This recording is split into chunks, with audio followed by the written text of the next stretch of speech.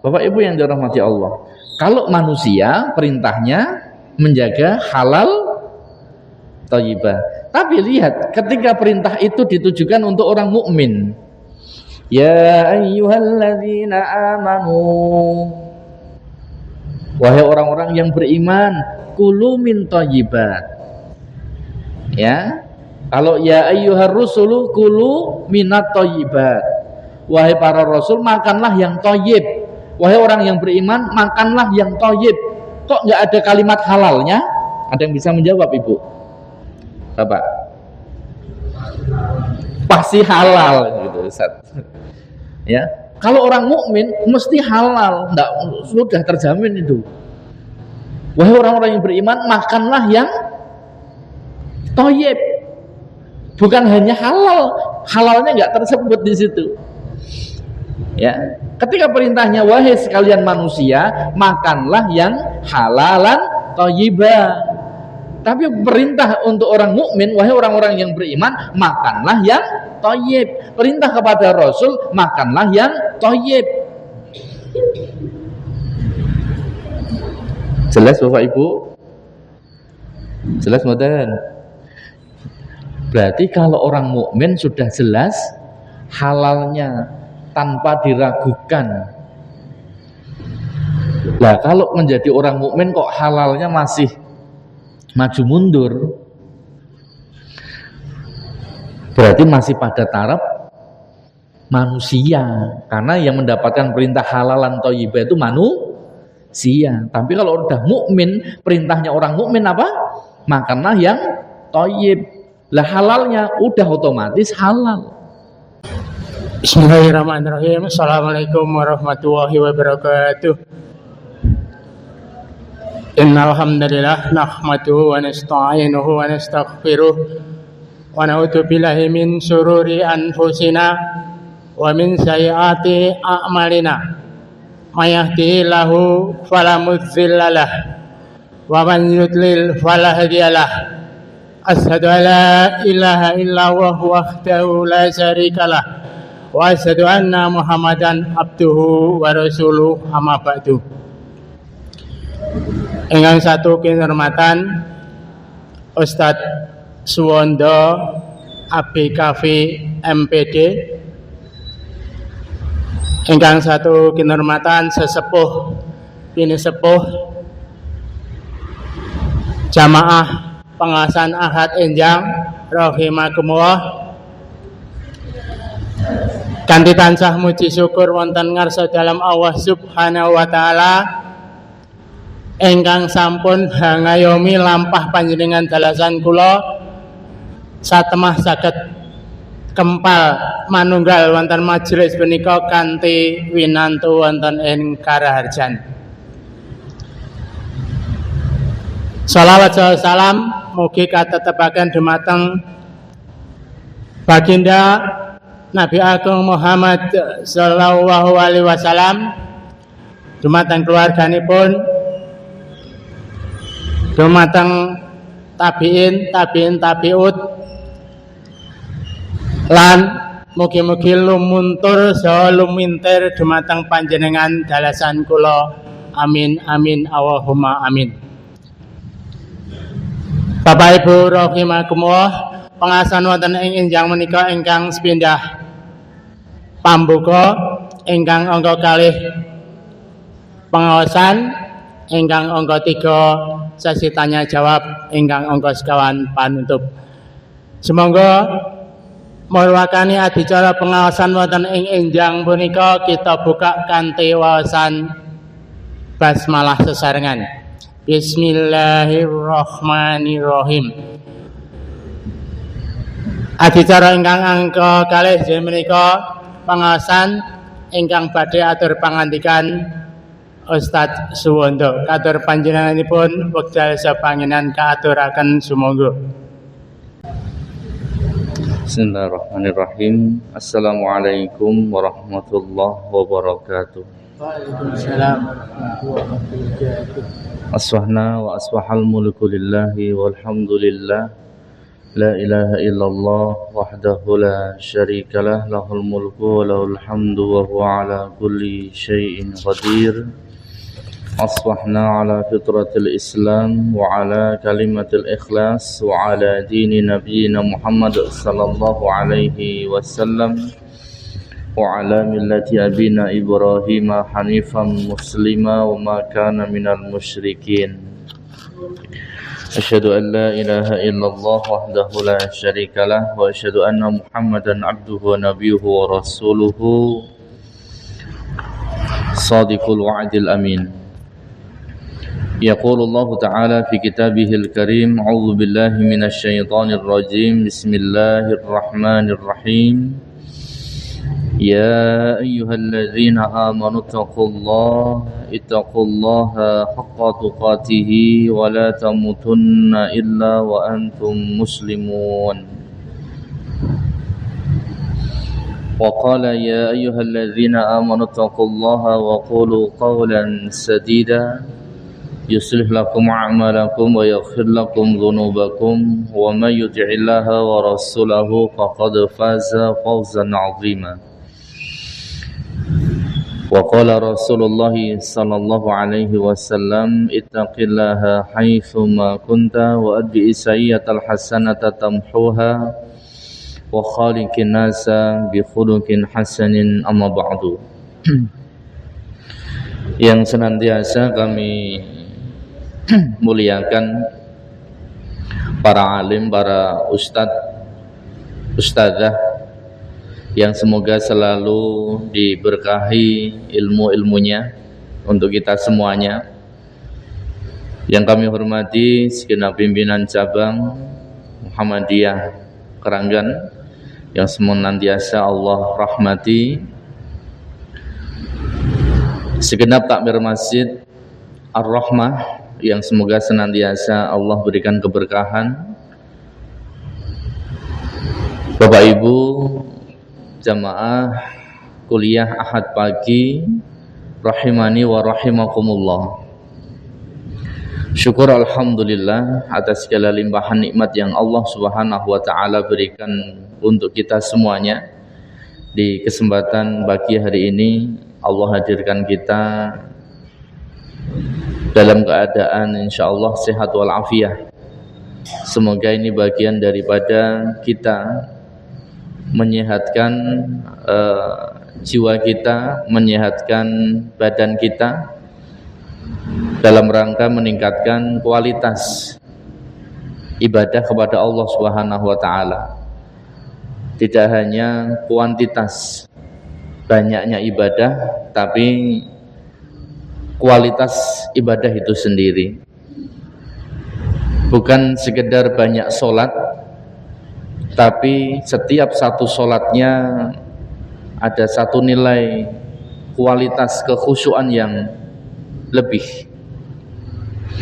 Bagaimana satu contoh ibadah sholat ini bisa kita lakukan dengan sebaik-baiknya, dengan sekhusyuk-khusyuknya, hingga mendapatkan rasa halawatul iman, manisnya iman, sehingga dari satu sholat ke sholat yang lainnya itu ada rasa kangen. Dari subuh sudah kangen duhur, dari duhur sudah kangen asar, dari asar sudah kangen maghrib. Saking dini kangen niku wau, akhirnya terobati dengan sholat duha untuk menunggu duhur. Saking kangennya dari jarak yang begitu lama, subuh sampai duhur, maka kangen itu terobati dengan adanya sholat duha, sehingga terobati kangennya duhur dengan sholat duha. Sekali lagi, bukan sekedar kuantitas, tapi kualitas ibadah itu sendiri. Sholat yang menghadirkan rasa khusyuk, sholat yang menghadirkan rasa halawatul iman, manisnya iman. Nanti duhur sudah kangen lagi dengan asar, ya asar sudah kangen lagi dengan maghrib. Dan hidup kita sejatinya adalah menunggu waktu sholat. Hidup kita ini menunggu waktu sholat.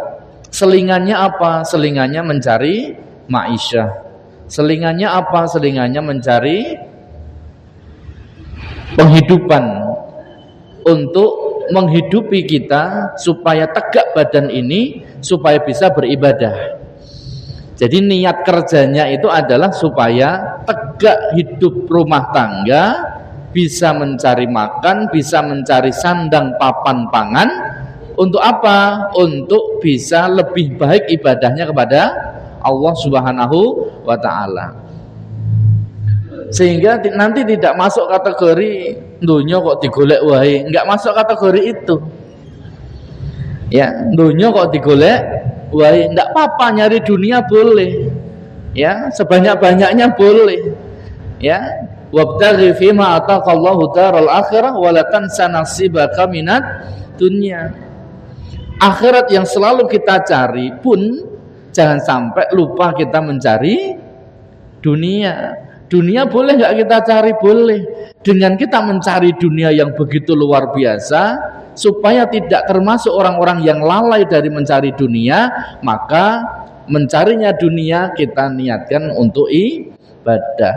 Uangnya banyak boleh? Boleh. Kalau uangnya banyak bisa beli jilbab, bisa beli mukena, bisa beli sarung, sajadah yang sudah nggak karuan diganti dengan yang bagus, sarung yang sudah ngeper untul kalau dipakai itu kemudian bisa dibeli dengan uang yang kita punyai. Bisa umroh, bisa haji, bisa menolong orang lain. Orang kalau uangnya banyak, uang banyak, harta banyak, kalau dipegang oleh orang yang beriman, yang berilmu, maka ngecak kene niku wau, mentasarufkannya itu mesti pada tempat yang tepat, Bapak Ibu. Ya, uang itu kalau dipegang oleh orang yang berilmu, uang itu kalau dipegang oleh orang yang beriman, itu akan tepat sampainya. Di sana ada anak yatim, pintu anak yatim. Di sana ada pintu fakir miskin, pintu fakir miskin. Di sana ada korban bencana, ada pintu korban bencana. Itu masjidnya kok karpetnya sudah nggak karuan. Ini saya infak khusus untuk karpet masjid, ya, supaya bernilai jariah. Itu ada masjid kok pintu kamar mandinya sudah nggak karuan. Ini infak untuk pintu masjid. Lu kok bisa infak terus? Iya, the have kok. Banyak uang, kaya. Ya, maka ini satu amalan yang nanti kita boleh iri dengan orang kaya yang kekayaannya itu selalu terkontribusi oleh kebermanfaatan, mesti larinya ke tempat yang manfaat. Itu yang boleh kita iri. Ya Allah, moga-moga aku sugih gitu kan, semoga saya kaya, tapi kaya seperti itu. Ya, ini tingkatan luar biasa. Kalau di dalam Arba'una Hadisan tulisnya ya, tulisannya Shalih Fauzan Al-Fauzan mengutip daripada hadis Rasulullah SAW yang diriwayatkan oleh Imam Muslim. Tingkatan orang yang pertama itu adalah orang yang diberikan ilmu juga diberikan harta. Tingkatan yang kedua orang yang hanya diberikan ilmu tapi tidak diberikan harta. Nah, nanti tapi dia punya niat kalau nanti punya harta akan melakukan yang sama sebagaimana orang pertama. Tingkatan yang ketiga orang yang diberikan harta tapi tidak diberikan ilmu, tapi nanti dia punya niatannya apa? Kalau dia hartanya itu akan dimanfaatkan dengan sebaik-baiknya untuk menambahkan dirinya, tambahan ilmu, tambahan amal sholih. Nah, tingkatan yang terakhir ini yang tidak karuan. Siapa mereka? Tingkatan sudah nggak punya harta, nggak punya ilmu gitu. Maaf Bapak Ibu, koreksi yang ketiga, dia punya harta tapi nggak punya ilmu. Maaf, ini koreksi yang ketiga. Ya, saya ulangi, tingkatan yang pertama adalah orang yang punya harta, punya ilmu, tapi digunakan untuk amal sholih. Tingkatan kedua, punya ilmu, tidak punya harta, tapi punya niat. Kalau nanti punya harta, dia akan berbuat banyak kebaikan. Tingkatan ketiga, punya harta, nggak punya ilmu. Ya, yang keempat, sudah nggak punya harta, nggak punya ilmu, sudah miskin, nggak mau kuliah Ahad pagi. Apa toh Pak niku Pak? Sudah miskin nggak mau ikut kajian malam Senin, malam Selasa, malam Rabu. Di sini pengajiannya apa saja. Loh, nyun sewu niki Bapak Ibu. Ya, wis ora duwe apa-apa, isoe mung njolak-njaluk, jadi seringnya tangan di bawah. Wis pun ngoten niku, mboten purun ngaji, enggak mau ngaos, ya. Salat nggih mboten, sudah miskin tapi sombong. Sudah tahu miskin tapi enggak mau salat, enggak mau baca Quran, enggak mau ikut pengajian. Wah, sudah hidupnya auzubillah, ini tingkatan keempat ini mengerikan.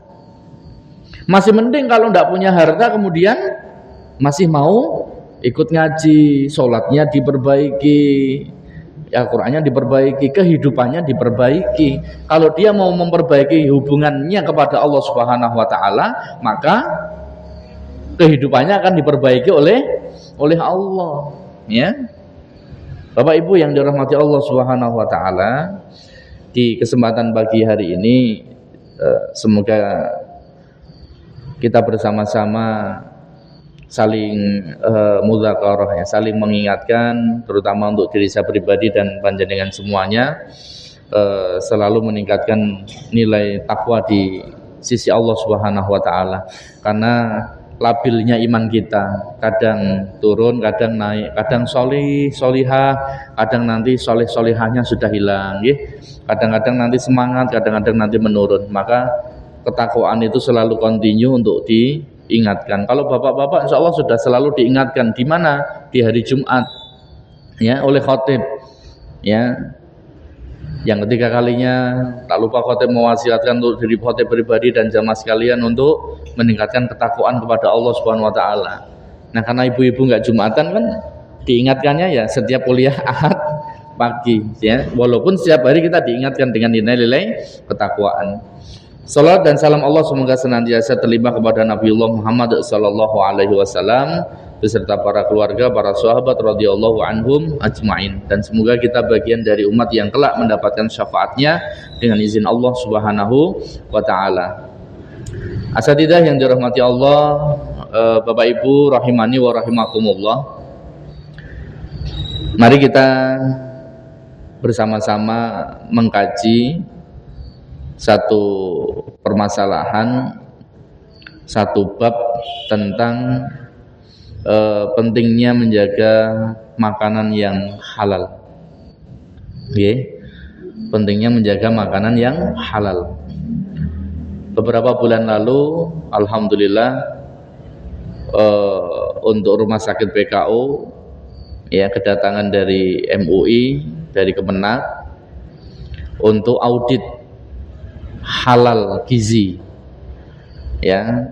Ternyata tidak mudah, ya, panjang prosesnya untuk menjadikan satu produk itu menjadi halal. Insya Allah yang makan di rumah sakit PKU Muhammadiyah Temanggung, ya, ini insya Allah berani terjamin kehalalannya. Anda di situ ada sembelian ayam, sudah punya sertifikasi kehalalan dari tempat penyembelihan, ya. Bahkan Anda di situ ada bumbu itu juga tersertifikasi kehalalannya. Produknya seperti apa, sudah ada logo halalnya belum, sudah ada surat halalnya belum, apapun semuanya sudah tersertifikasi kehalalannya. Bahkan tidak hanya itu, laundry saja itu sudah ada kehalalannya juga. Jadi sabun yang untuk nyuci, cairan yang untuk mencuci, semuanya halal. Betapa Islam itu menjaga betul Bapak Ibu tentang proses kehalalan ini, okay? Tentang proses kehalalan ini.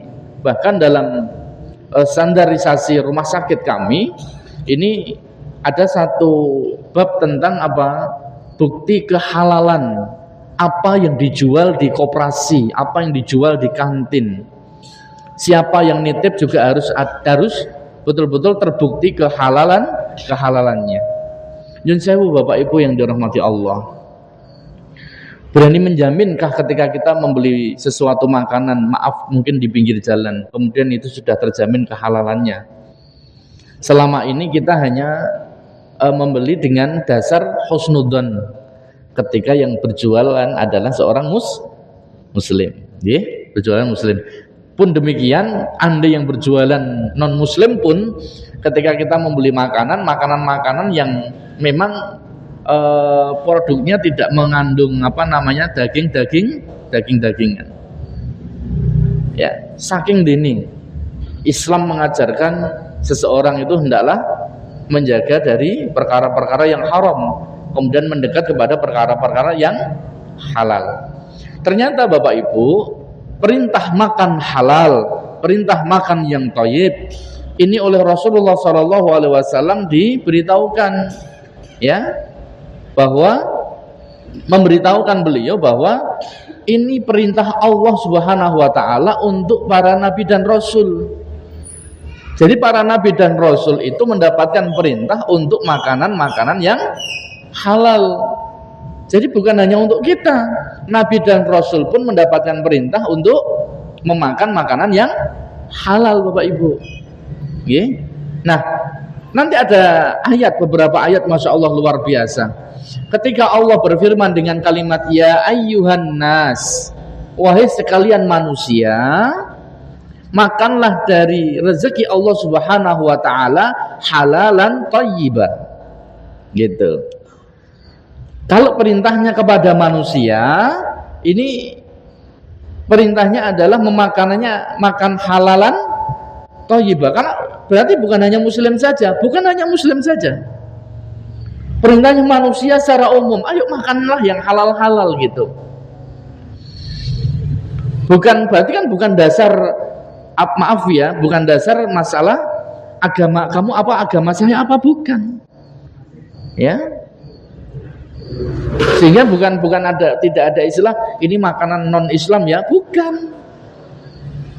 Mau agama apapun, kalian adalah manusia yang menjadi saudara kami sesama manusia.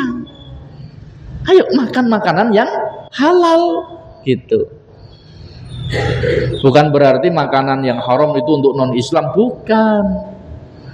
Non-Islam pun berhak mendapatkan makanan yang halal dan mendapatkan perintah makan yang halal gitu. Makanya kalimatnya apa? Kalau ada makanan haram itu kalau di Indonesia masih sopan banget. Makanan non halal, bukan makanan non muslim, bukan. Kalau makanan non muslim, wah ini sudah berbau sara, nanti menyakiti menyakiti sesama agama, tidak boleh, ya. Karena agama selain Islam pun berhak mendapatkan makanan yang halal. Sehingga kalau ada makanan yang haram, bukan bertulis haram, bukan, tapi non halal, saking sopannya, ya, etika di dalam memberikan satu promosi. Nah, Bapak Ibu yang dirahmati Allah, kalau manusia perintahnya menjaga halal thayyibah, tapi lihat ketika perintah itu ditujukan untuk orang mukmin, ya ayyuhalladzina amanu, wahai orang-orang yang beriman, kulu min thayyibat. Ya. Kalau ya ayyuhar rusulu kulu minat thayyibat. Wahai para rasul, makanlah yang thayyib. Wahai orang yang beriman, makanlah yang thayyib. Kok enggak ada kalimat halalnya? Ada yang bisa menjawab, Ibu? Bapak? Pasti halal gitu, Ustaz. Ya, kalau orang mukmin mesti halal, enggak, sudah terjamin itu. Wahai orang-orang yang beriman, makanlah yang thayyib. Bukan hanya halal, halalnya enggak tersebut di situ. Ya, ketika perintahnya wahai sekalian manusia, makanlah yang halalan thayyibah. Tapi perintah untuk orang mukmin, wahai orang-orang yang beriman, makanlah yang thayyib. Perintah kepada Rasul, makanlah yang thayyib. Jelas Bapak Ibu? Jelas modern. Berarti kalau orang mukmin sudah jelas halalnya tanpa diragukan. Nah, kalau menjadi orang mukmin kok halalnya masih maju mundur, berarti masih pada taraf manusia. Karena yang mendapatkan perintah halalan thayyibah itu manusia. Tapi kalau udah mukmin, perintahnya orang mukmin apa? Makanlah yang thayyib. Lah halalnya udah otomatis halal. Sudah otomatis halal. Ini. Lah sekarang kita mau bahas halal atau thayyibnya nih. Kalau yang halal sudah paham kita semuanya. Halal zatnya, halal caranya. Zatnya halal, kalau caranya tidak halal menjadi haram. Ya, zatnya tempe. Kalau caranya mencuri, ya tempenya menjadi haram. Ya, ini zatnya minuman susu.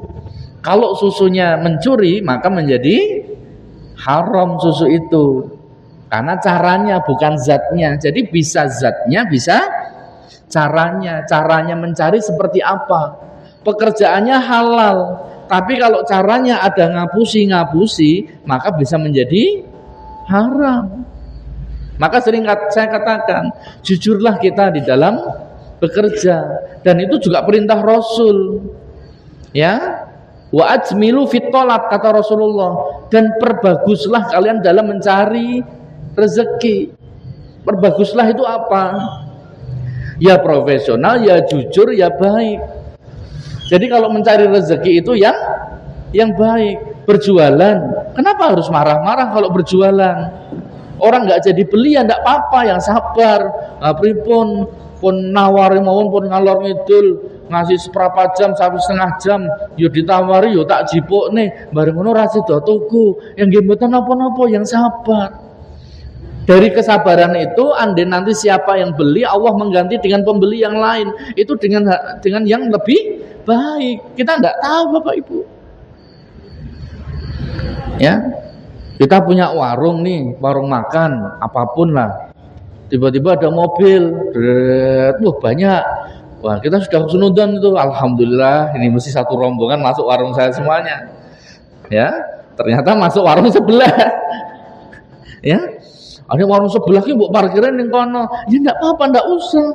Enggak apa-apa parkir di kita. Ya. Walaupun sana kok longgar, ya sudah. Sabar saja. Allah nanti mengganti dengan yang lebih baik lagi. Oh, nanti menghalangi orang mau masuk enggak bisa. Itu kan kita. Allah punya rencana lain, Bapak Ibu. Nggih. Kalau menjadi pedagang ya sabar, jangan marah-marah. Yang jujur, yang dijual yang baik gitu.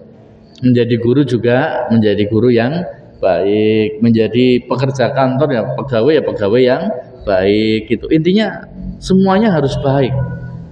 Ya, apapun profesinya harus thayyib, harus baik. Nah, sekarang dalam hal makanan Bapak Ibu, makanan itu disebut thayyib memiliki beberapa unsur. Yang pertama adalah sehat. Ya, sehat itu ya gizi seimbang gitu nggih.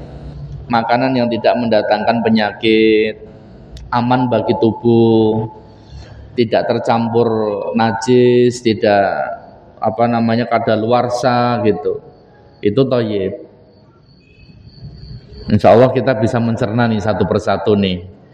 Ini makanannya halal, tapi thayyib enggak untuk saya. Ketika saya diuji oleh Allah kena jantung, ya, alhamdulillah sekarang udah membaik, insya Allah. Ketika saya berhadapan dengan makanan, ini berminyaknya banyak, ini halal, tapi untuk saat ini tidak thayyib untuk saya. Yang namanya jeruan itu kan enak sekali itu ya. Jeruan-jeruan itu kan enak. Berarti sekarang enggak thayyib untuk saya. Nggih, enggak thayyib untuk saya. Sebenarnya saya mau menyebut makanan-makanan tertentu karena ini nanti masuk YouTube jadi takut berbahaya. Khususnya untuk anak-anak. khususnya untuk anak-anak ya, adik-adik ini makanan-makanan itu ya tidak hanya enaknya saja, tidak hanya warnanya bagus, tidak hanya menyenangkan, tapi thayyib enggak untuk anak. Ya. Ini. Karena ada makanan yang multiproses. Ya. Jadi prosesnya itu terlalu lama banyak.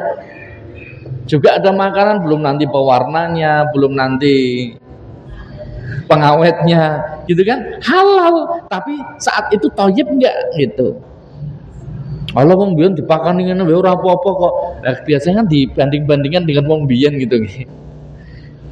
Jadi anak itu butuh makanan yang thayyib, Ibu. Makanan yang menyehatkan. Ya. Kalau seandainya sesekali kemudian anak ini makan, udahlah ditoleransi, udah sesekali aja. Tapi besok sudah harus difahamkan anak itu. Sehingga ketika dia berada di mana saja, enggak, saya enggak boleh sama ibu. Enggak apa-apa, mbahnya yang biasanya membolehkan. Lah ora apa-apa, engko ibumu tak depannya aku kan gitu. Itu mbahnya yang biasanya jadi jadi pembela utama cucu ini. Mbah harus sepakat juga, kasihan cucunya. Mungkin dulu jenengan belum dapat ilmu lah, sekarang anaknya panjenengan itu sudah punya ilmu tentang memberi makanan kepada anak. Mbah harus dukung. Bu, Mbah, niki nek cucune jenengan kok nyuwun-nyuwun niki ampun. Walau apa-apa mesake ngono daripada nangis. Jangan. Ya. Yang sehat-sehat. Jadi yang thayyib bukan sekedar halal gitu. Ini sudah thayyib karena keluarga mukmin ini. Kalau bahas yang halal thayyib, ya udah manusia pada umumnya. Sekali lagi tidak menyinggung agama satu agama lain, enggak. Semua agama berhak mendapatkan yang halal. Tapi karena sudah mukmin, berarti ini yang thayyib. Yang betul-betul thayyib, Bapak Ibu.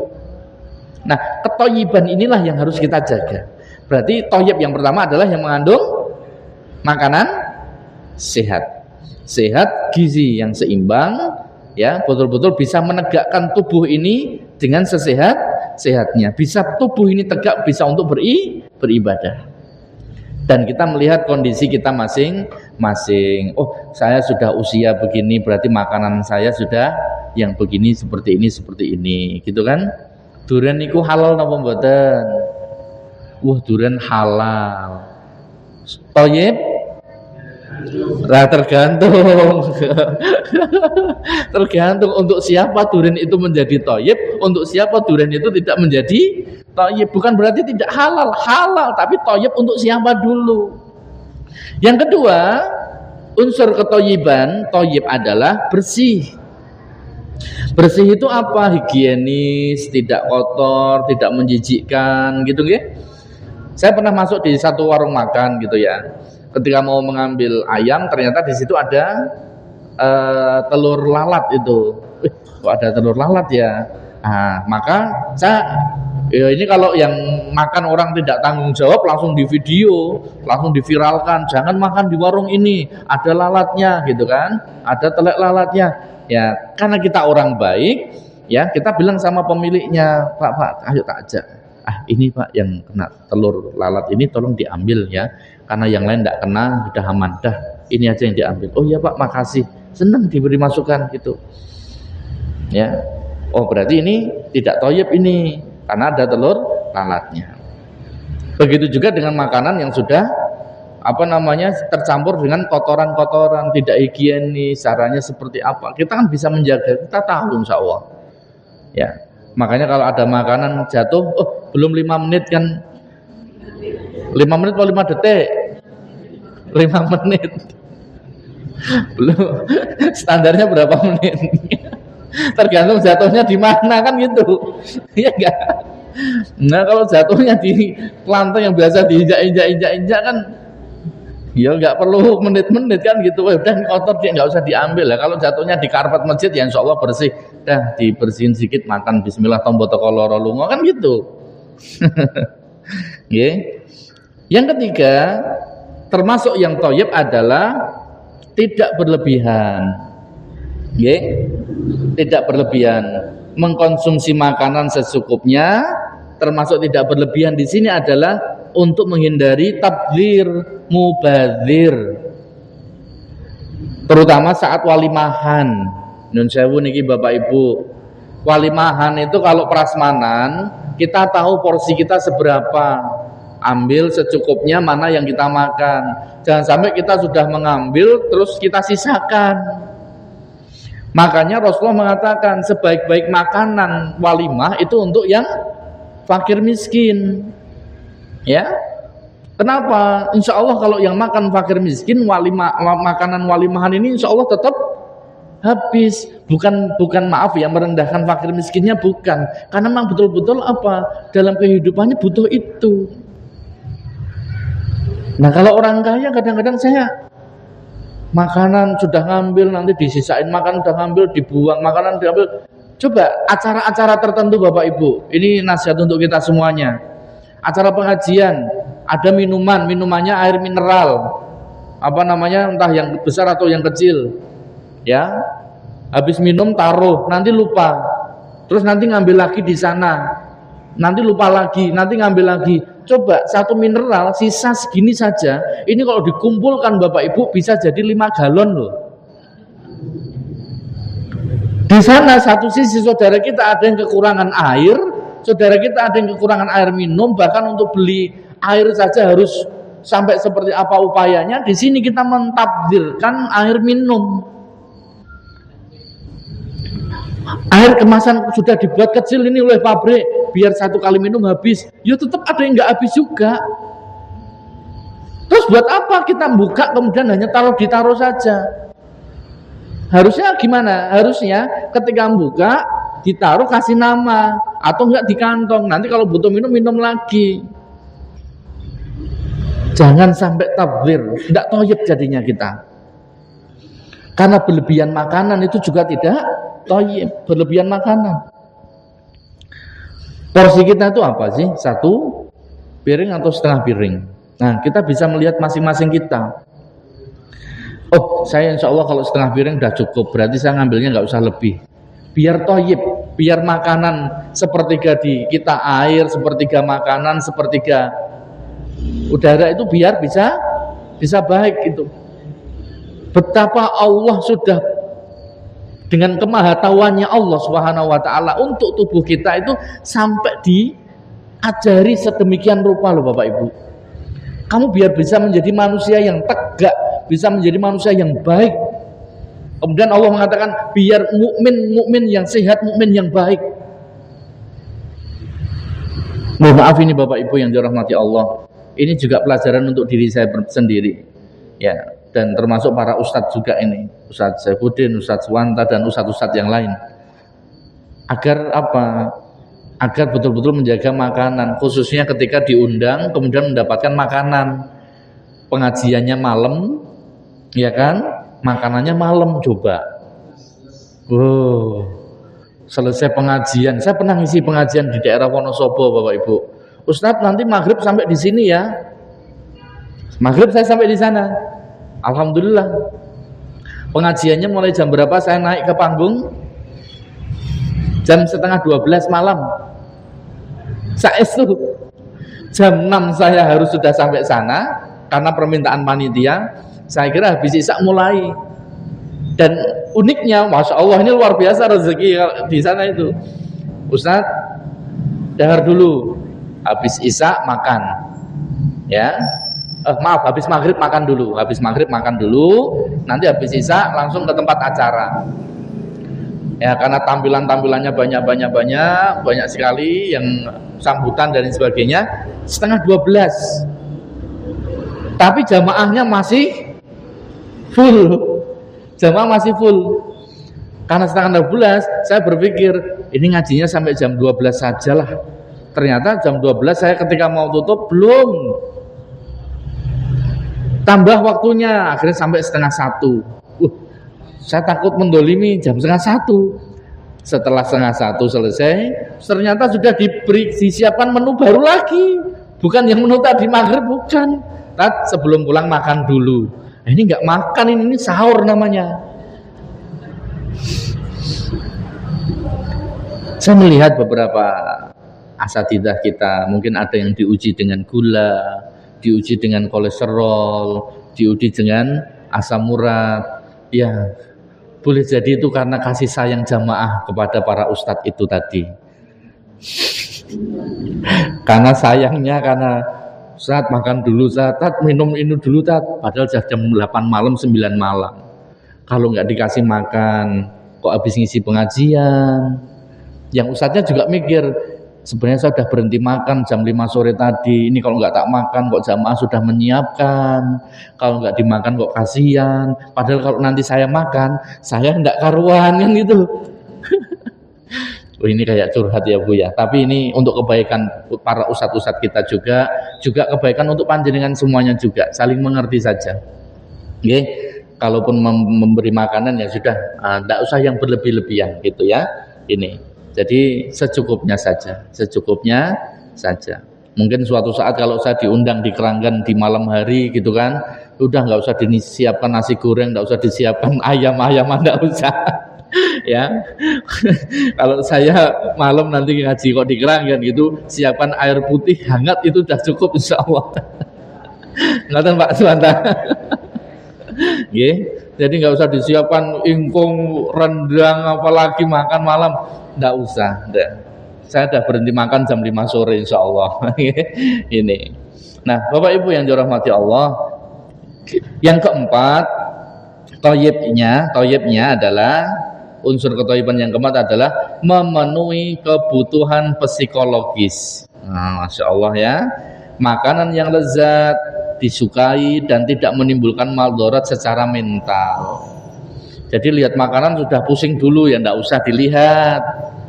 Waduh kok koyo nambune ya ndak usah dekat. Jadi makanan yang mendatangkan kita nikmat, makanan yang mendatangkan kita bergairah. Ya. Dan saya Bapak Ibu, belum tentu yang makanannya daging-dagingan kemudian dengan kuah yang begitu itu mendatangkan gairah, belum tentu. Untuk sebagian orang iya. Tapi untuk sebagian orang yang lain, nasi putih, pulen gitu kan, dengan ada gereh satu sama kerupuk itu sudah mengilerkan itu. Apa yang menjadikan makanan itu nikmat? Psikologi kita memberikan satu sinyal. Wah, lapar ini. Psikologinya cocok. Wah, tidak apa-apa, bismillah. Oke. Tapi walaupun makanannya enak, perut sudah kenyang atau psikologinya sudah nggak menerima, jangan dulu. Nah, jadi thayyib di situ yang bisa memenuhi kebutuhan psikologis. Tujuan makan kita dengan baca bismillahirrahmanirrahim ini untuk apa? Bismillah ya Allah, saya makan untuk menegakkan tubuh ini biar bisa beribadah, biar bisa sholat, biar bisa tegak ya di dalam beribadah kepadamu. Bapak Ibu yang dirahmati Allah Subhanahu wa taala, begitu penting menjaga makanan yang halal dan thayyib. Kenapa? Satu, karena berpengaruh pada ibadah. Ya, makanan halal dan baik mempengaruhi kualitas ibadah. Termasuk mempengaruhi kualitas terkabulkannya doa. Coba saja Ibu, jangan habis makan apapun ya, terus masuk waktu sholat misalkan, itu sudah berpengaruh itu. Bersendawanya sudah rasa bumbu, bersendawanya ndak enak, ya. Belum lagi makanan-makanannya yang kita asal seneng, ya, bukan asal manfaat tapi asal senang. Penting menjaga yang demikian karena pengaruh pada ibadah. Yang kedua, pengaruh pada kesehatan jiwa dan raga, memperkuat fungsi hati, memancarkan cahaya ilahi dan menjauhkan penyakit. Masya Allah. Ya, jadi menjaga makanan yang halal dan thayyib ini menyehatkan jiwa dan raga, memperkuat fungsi hati, memancarkan cahaya ilahi dan menjauhkan penyakit. Coba saja dululah pelan-pelan. Bismillah, makan makanan yang baik, terbukti enggak nanti mempengaruhi jiwa, memperkuat fungsi hati, memberikan satu cahaya ilahi gitu ya, dan betul-betul menjauhkan dari penyakit, hanya menjaga makanan gitu. Yang ketiga, teladan Nabi sebagai bentuk uswah hasanah Rasulullah SAW yang kita ikuti. Nabi Muhammad SAW memberikan contoh mengkonsumsi makanan yang halal dan thayyib, ya, agar umatnya mengikuti. Dengan demikian apa? Terjaga kesehatannya semuanya. Nyun sewu Bapak Ibu ingkang sampun yuswa nggih langkung sekawan doso napa 50 napa 60 niku pun pilih-pilih ya, tapi tetap dengan senang dan bahagia. Bahkan saya sampaikan kepada putra-putranya saja kadang-kadang iki mbae njaluke warna-warna, ya ndak apa-apa warna-warna ning ada porsinya. Jangan sampai dikatakan anaknya juga nggak boleh, Mbah, wis kok njaluk mie ayam, ojo njaluk mie ayam, ndak boleh. Jangan begitu. Aku nggak pengen mie ayam, belikan aja mie ayam, porsinya dibagi 2. Pun Mbah nggih, sakmenten mawon nggih ampun kata-kata, mungkin paronan kalih kula. Ngoten mawon. Saya kok mau pizza, yaudah belikan pizza enggak apa-apa, tapi secukupnya supaya psikologinya juga menerima, tapi pernah merasakan pizza, misalkan pizza atau makanan-makanan yang lain. Ya. Apalagi bisa membuat pizza sendiri, Masya Allah. Nah, kalau terpaksanya makanan yang diinginkan kok tidak thayyib, ya kita beri tahu dengan baik, Mbah, ampun niki kok mboten mbok sanese mawon nggih. Nah, tetap yang baik. Mbahnya juga enggak boleh ngeyel. Oh iya, itu untuk kesehatan panjenengan. Ngoten. Bapak Ibu rahimani wa rahimakumullah, di dalam Al-Qur'an banyak sekali kalimat-kalimat halal, kalimat-kalimat thayyib. Ya, ini menunjukkan bahwa perintah itu tidak satu kali, tapi beberapa kali, menandakan begitu tegasnya Allah Subhanahu wa taala mengingatkan kita untuk makan makanan yang halalan thayyibah, nggih. Makan kenyang bikin malas ibadah. Nasihat daripada Imam Syafi'i rahimahullah, ya. Dari Abu Awanah rahimahullah, beliau mengatakan, Ar-Rabi, beliau berkata, ya, aku mendengar Imam Syafi'i berkata, ma syabi'tu mundu 16 sanah illa marrah fa'adkhaltu yadayya fataqayyatuha. Aku tidaklah pernah kenyang selama 16 tahun, kata Imam Syafi'i. Aku nggak pernah kenyang selama 16 tahun. Artinya kalau makan itu beliau biasa saja. Selama 16 tahun nggak pernah kenyang, kecuali hanya sekali saja. Ketika kenyang seperti itu, aku memasukkan tanganku dalam mulut agar aku bisa memuntahkan makanan yang di dalam. Jadi selama 16 tahun makan itu nggak pernah kenyang, sesekali kewargen, ngoten nggih. Kekenyangan. Lah itu beliau masukkan tangan supaya dimuntahkan agar ada yang keluar, sampai seperti itu. Kemudian Ibnu Abi Hatim dari Rabi' juga menambahkan perkataan Imam Syafi'i, karena yang namanya kenyang membuat badan menjadi berat. Li'anna syab'a yathqalul badan. Karena yang namanya kenyang itu membuat badan menjadi berat. Ya. Dan membuat hati menjadi keras. Kecerdasan menjadi berkurang. Lebih banyak tidur dan malas ibadah. Saya waktu berjalan di satu tempat, ya, waktu badan saya belum turun ini, insya Allah sekarang udah turun ini ya. Waktu badan saya masih di angka 92. Ustadz, jangan marah ya. Iya, gimana Bu? Saya tuh pernah membaca tuh, orang gendut itu azab. Kaget saya, maaf ya Tat ya, itu bener nggak ya Tat ya? Oh ya, besok saya cari referensinya gitu. Orang gemuk itu azab. Masya Allah, yang dimaksud azab bagaimana ini? Kemudian saya buka referensinya, dan saya punya buku judulnya Makanan dan Minuman yang di dalam Al-Quran, tulisannya Novita. Beliau ahli gizi, ya, S2 gizi beliau, dan Masya Allah referensinya bagus sekali. Jangan-jangan ini ternyata yang disebut dengan azab itu bukan Allah menyiksa azab, bukan, tapi ternyata di situ ada kumpulan penyakit, di situ jalannya harus berat, di situ malas ibadah, di situ hatinya menjadi keras, sulit dinasihati dan lain sebagainya. Semoga tidak yang demikian, walaupun maaf ya, kalaupun ada yang gemuk tapi tetap taat, solihah, solih, bagus, alhamdulillah. Semoga tidak menjadi azab. Tapi nasihat yang waktu saya jalan itu makbet gitu ya, waduh makjeleb tenan ini. Nah ini yang kita takutkan ya. Jadi lebih hati-hati kalau sudah banyak kenyangnya, itu bisa membuat berat, hati menjadi keras, kecerdasan itu berkurang ya, mikirnya sulit, lebih banyak tidur dan malas ibadah. Syekh Abdul Aziz bin Abdullah bin Bas, beliau mengatakan kita kaum muslimin adalah kaum yang hanya makan bila lapar dan berhenti makan sebelum kenyang. Maaf, ini sabda Rasulullah SAW. Beliau mengatakan kesohihannya hadis ini, gitu, maaf ya. Jadi Rasulullah SAW mengatakan nahnu qaumun la na'kul hatta najur' wa idza akalna la nashba'. Ya, kita kaum muslimin adalah kaum yang hanya makan bila lapar dan berhenti makan sebelum kenyang. Nah, beliau Syekh bin Bas mengatakan hadis ini memang diriwayatkan dari seorang sahabat yang bertugas sebagai utusan namun sanadnya lemah. Sekalipun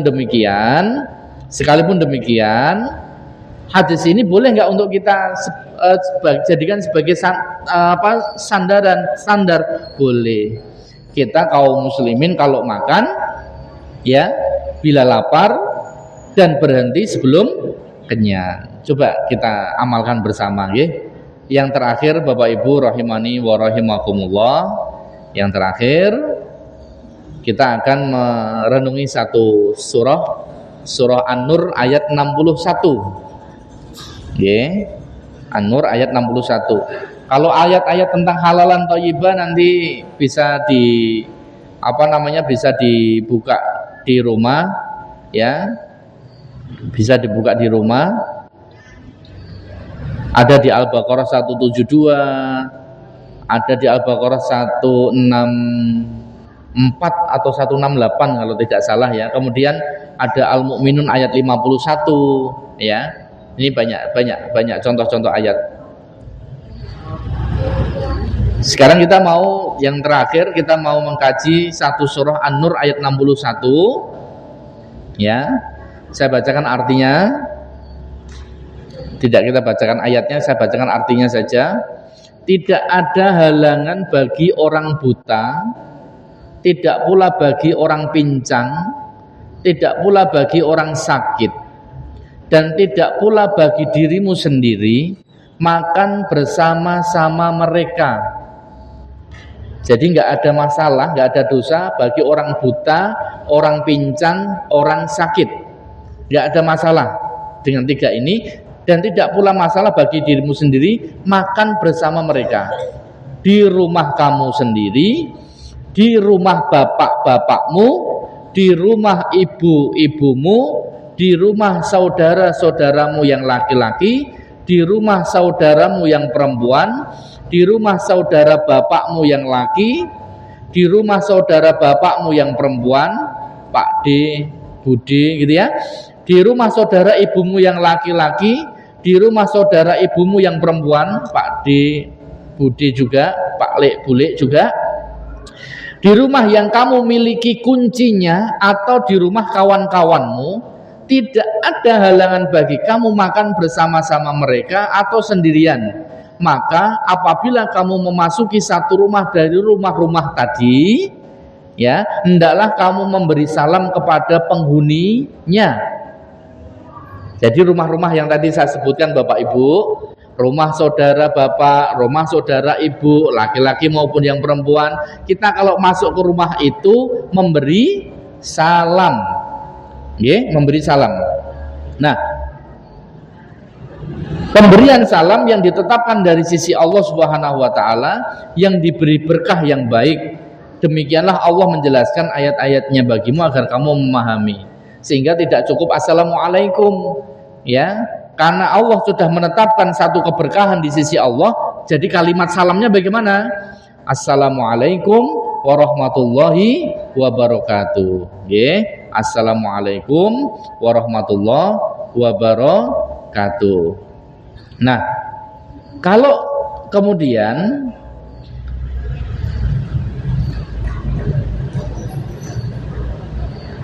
rumahnya itu kosong Ibu, Bapak, kalau rumah itu kosong bagaimana? Assalamu alaina wa ala ibadillahis sholihin. Kalau rumah itu kosong tetap salam assalamu alaina wa ala ibadillahis sholihin. Nah, dari sini kita akan mengkaji sedikit tentang masih makanan yang halal dan thayyib.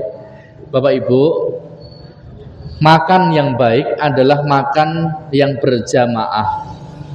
Dari Abu Hurairah radhiyallahu anhu, Rasulullah SAW bersabda, makanan untuk 2 orang cukup untuk 3, dan makanan 3 orang cukup untuk 4 orang.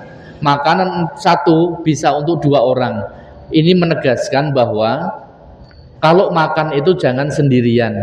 Kalau makan itu bersama-sama, ampun sendirian. Walaupun tidak dosa, tapi ini disunahkan kalau makan berjamaah. Orang-orang terdahulu juga demikian. Ya, kalau sekarang kalau mau makan ya siapa yang bisa ditraktir.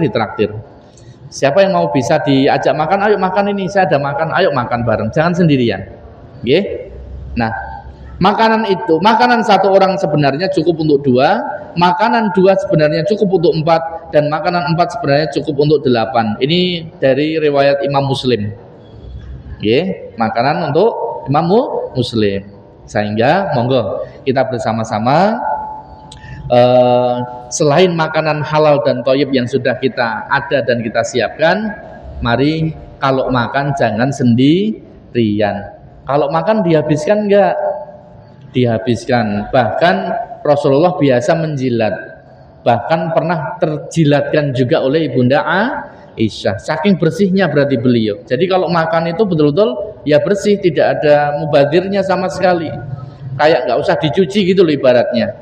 Nah, ada penelitian seorang profesor, Bapak Ibu, sisa makanan kita di piring yang hanya mungkin 5 butir nasi dalam 1 hari, itu kalau dihitung se-Indonesia, Bapak Ibu, dihitung se-Indonesia aja, ini penelitian beliau, analisa betul itu, luar biasa. 5 butir nasi 1 orang, tapi se-Indonesia jadi berapa 5 butir nasi itu? Ternyata bisa untuk memberi makan 500 sampai 1000 orang. Belum yang terbuang, belum yang kemana-mana. Cerita sedikit ya sebelum ditutup ya. Rasulullah SAW itu pernah diundang dengan 9 jin. 9 jin. 9 jin ini ingin belajar. Belajar apa? Belajar Islam. Salah satu ilmu yang ingin dipelajari adalah tunjukkanlah kepada kami Rasul makanan yang halal bagi kami. Nah, makanan yang halal itu apa? Salah satunya untuk jin itu tulang. Dan Allah jadikan kotoran yang kering itu rerumputan bagi binatang ternak di alam jin sana. Wallahu a'lam bishawab. Makanya dalam ilmu thaharah yang tidak boleh untuk istinja apa? Tulang dan kotoran. Ya, yang kering. Karena apa? Tulang itu makanan mereka, kotoran kering itu untuk rumputnya binatang ternak mereka. Wallahu a'lam bishawab. Kalau jenengan lihat videonya yang ada di YouTube ya, Alman kalau nggak salah, itu di Mekah itu kan ada satu bangunan di tengah jalan itu.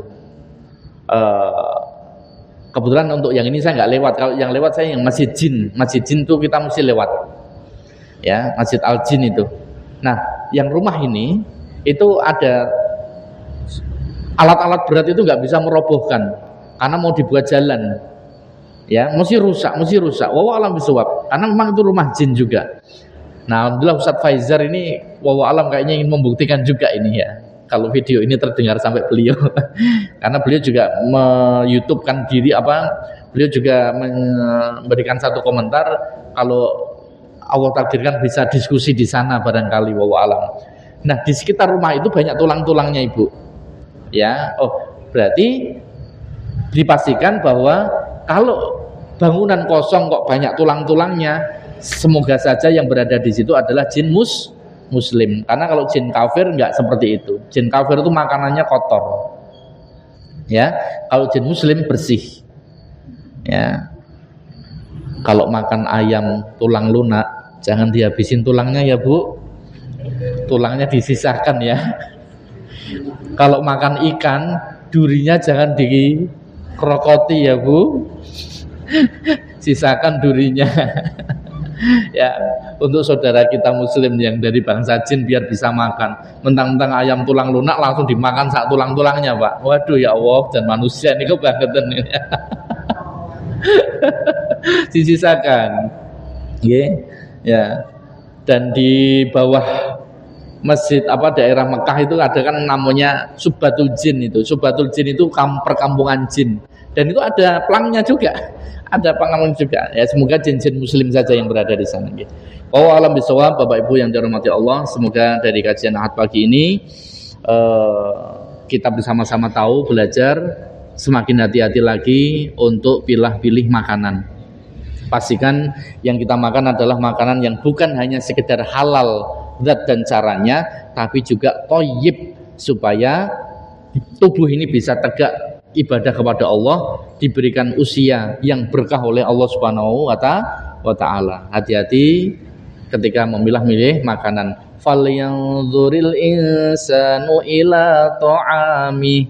Hendaklah seseorang itu memperhatikan apa yang dimakan. Falyanzuril insanu ila ta'ami anna sababnal ma'a sabba thumma syaqqaqnal arda syaqqa ila akhir ayat. Wa akhiru da'wana alhamdulillahi rabbil alamin. Subhanakallahumma rabbana bihamdika asyhadu an la ilaha illa anta astaghfiruka wa atubu ilaik. Wassalamualaikum warahmatullahi wabarakatuh.